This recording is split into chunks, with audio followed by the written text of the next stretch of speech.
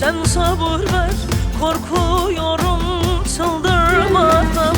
Çekilecek dert değil bu, kurtar beni bu azaptan.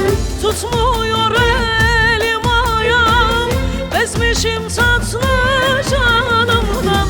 Ne zaman kurtulacağım kaderin tuzaklarında?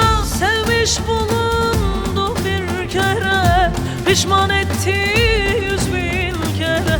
Durup dururken başımı saldı böylesi dertler.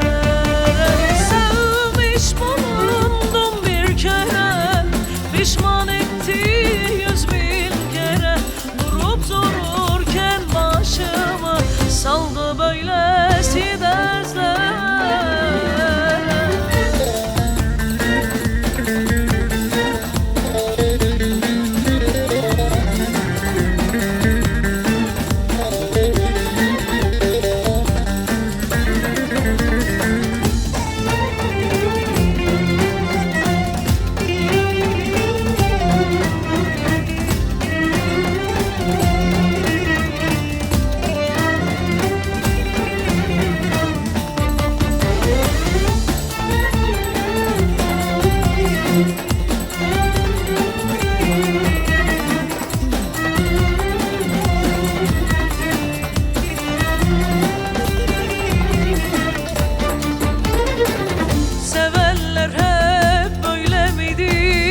Sevdi diye köle midir?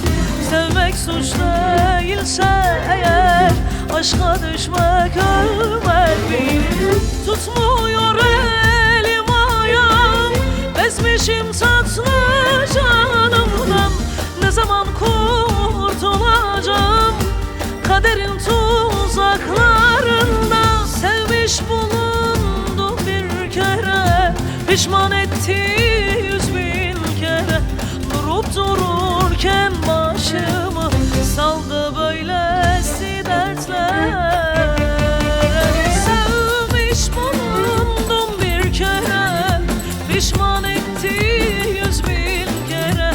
Durup dururken başımı saldı böyle